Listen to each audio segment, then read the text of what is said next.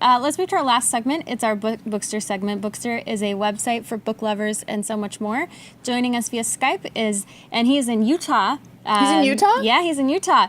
Burgess Owens, he's the author of Why I Stand from Freedom to the Killing Fields of Socialism.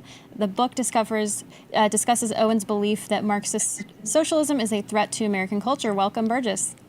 Hello, I'm going to talk to you guys, sure. Burgess, you're in my favorite state in the world. Do you realize that? I always say to Carrie that one of the reasons why I love her so much is that she's from Utah. I'm obsessed with Utah. I'm very jealous, actually, right now. If we could just get a view of the mountain, it would make my life complete. But anyway, let's get to your book. I've been here 5 years, beloved. So please come and join us. Yeah, I'm going to take you up on that. Be careful. So okay. Is the title a reference to football players kneeling during the national anthem? Yes, it is. And you look at the photo, basically, Why I Stand, it does a couple things. We point to the fact that as a race, the black race has done great many things in our country that we're not taught about. And just to highlight that real quickly, 1905, it was Tuskegee University, Black University in Alabama, that was producing more self-made millionaires than Harvard, Princeton, and Yale combined. And yet that history is not being taught. So Why I Stand is that we have a country that's always given us an opportunity to do great things as long as we adhere to the values the Judeo-Christian values that have always been very strong here. And that doesn't matter what culture, what race, what people. We come here, we assimilate, and we embrace the American way. We can do great things. And that's what the black community did for the 40s, 50s, and 60s. And that's what this is all about, explain that we have not only been very successful in the past, but the reason why we are today is because we accepted and embraced an ideology of socialism, Marxism, and atheism that took away the foundation of our families, our entrepreneurship, our manhood, our womanhood, and we need to get that back. So if you look at the player that's kneeling, I stand so our young men can learn how to get on their knees and pray to our Heavenly Father that we need our help, we need His help once again, and learn how to respect our flag, our country, our God, our family, our women, and good things happen when we do all those good things. Burgess, what is you talk about American values? You know, we embrace American values, or we're American. What does that mean to you exactly? Because I think, being American means different things to different people. Do you think it's fair to impose, like Judeo-Christian values, for example, if you're not part of either religion? The Judeo-Christian values are ones of inclusiveness. We're the country that includes and accepts all kinds of religions. We are the ones that embrace the fact that we do have different cultures, different ways, but yet we also have a foundation in which we can believe that we have conversations, we can agree to disagree without having to be disagreeable.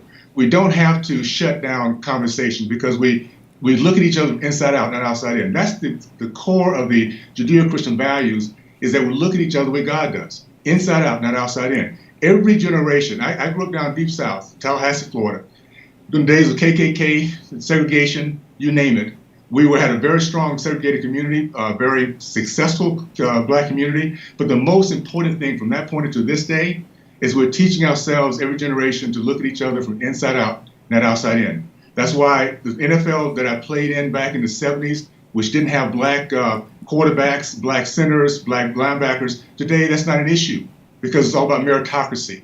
If you bring value, it doesn't matter what color you are, what race you are, you bring value, you will be hired, you'll be successful, and people accept you because you have value to them. So Burgess, I agree with you as far as I like to see the athletes stand, but you mentioned the American value of not shutting down debate that you disagree with. So is there an argument, and again, I support the players standing, but is there an argument that by forcing the players to stand or staying in the locker room, that is shutting down debate around these issues? Because they would say that this is everything they said that you just said they would agree with, but it goes even further to this question of protesting what's happened with these killings of young black men.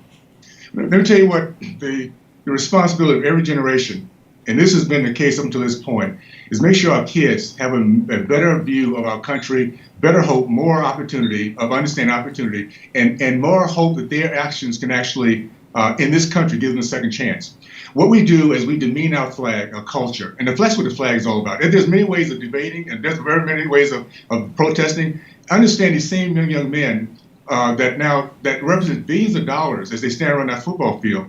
could be going out and building businesses, but they're not taught to do that. They could be out there working with incarcerated kids. They're not doing that. They could be doing so many different things, but instead of doing those things that actually roll up your sleeves and help these kids to get hope, they're taking away the fact that this country is a great country that everybody can succeed in. If you teach our young people that white people will stop them from succeeding, even though I'm making millions of dollars, even though I'm a $12 million guy per year, that you've just stolen the dreams and hopes of a generation, and that's what the left is doing today.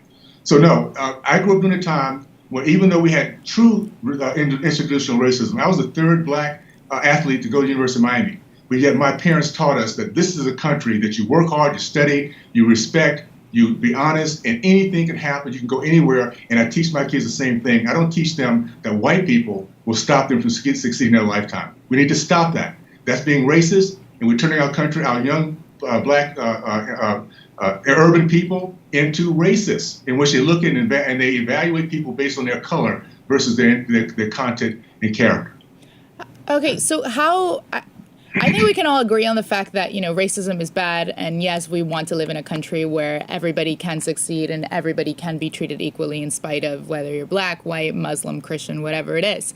But my question to you is, what do you do about the kind of proven examples of the fact that, yes, there's still rampant racism, there's still systemic inequality, whether if you have, an African-American name and you're applying for a job versus if you have the same resume and you're a white person, there's a much higher chance that the white person will get, without having even had a meeting, we'll get an email back for an interview, and the African-American person won't, because there's still systemic inequalities within the American system that are persistent and we haven't dealt with. Is it like, do we deny that? How do we address it? And how do we get to a point where America is the country that you're describing? Because at least as I see it, as somebody from the left, it's not. Let's start off with learning our history. Karl Marx back in 1800 said something very important. The first battleground is rewriting about history. The 40s, 50s, and 60s were true systemic institutional racism, where my father could not go in a college down south, so he had to go to Ohio State to get his college degree. This is his graduate degree. We were at that time leading our country in terms of the growth of the middle class, leading our country in terms of the percentage of men committed to marriage, 70%, leading our country in terms of entrepreneurs, 40%. We were doing the things that every culture does in this country when they're left alone and they believe in the American way. The first thing is, instead of us thinking about instead of taking for granted that because our name is going to turn into a negative consequence, let's look at what's happening right now. We have the first black president for 2 terms. We have millionaires and billionaires across our country. We have CEOs of corporations that are black. Why don't we first of all start looking at being more entrepreneurial?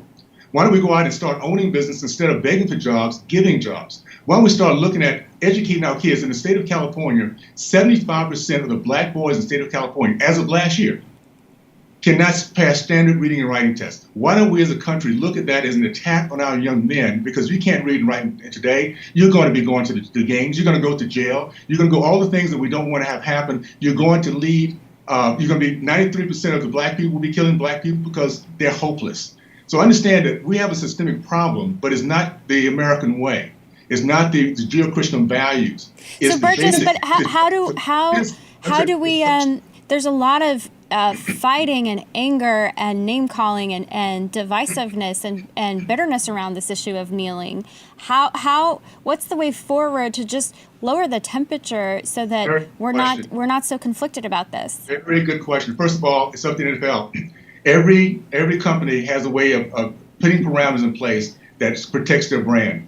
The NFL is led now by a group of leftist globalists. They have a plan. Right now, their income is revenue is $13 billion. It's heading south fast, but yet they're projecting $27 billion in the next 9 years in their global reach in their international countries. Every country that I'm looking at, a leaning left, has a tendency toward Marxism.